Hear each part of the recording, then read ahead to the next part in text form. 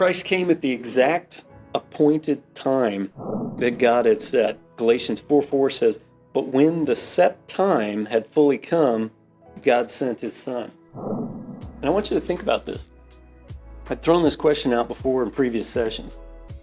If Adam and Eve sinned, and obviously they did, could have God just come and fix the problem 2 weeks later and the sin issue be completely removed?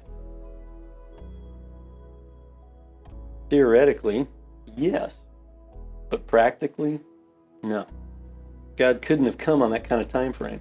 Adam and Eve barely even understood what they had done. They didn't even understand what sin was, and all of a sudden now they're seeing the effects of sin. They're seeing the results of sin, but they're not even seeing the fact of what's going on inside of them.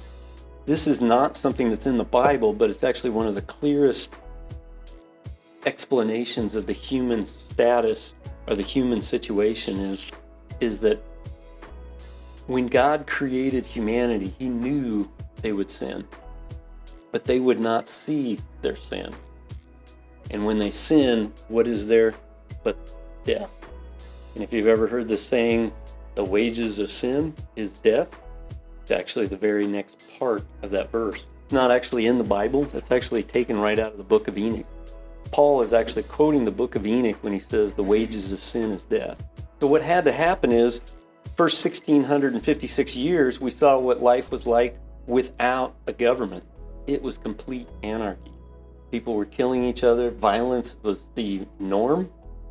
People's hearts were always thinking violent. To that, the flood occurs, Noah sets up, and after that, God gives him the government authority.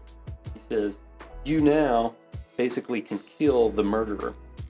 For the first time, capital punishment is implemented. Now we have a government because we saw how bad it was. We learned from before the flood what anarchy looks like. We've got to have a government.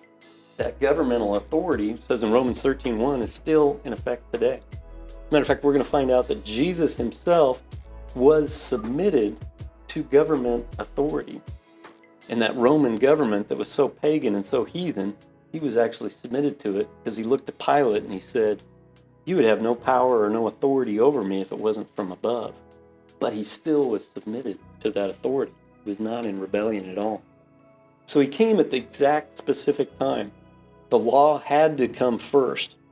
Just as it said in John 1:17, through Moses came the law. We had to learn what sin was. We had to have a definition of it. We had to know what the consequences were of it.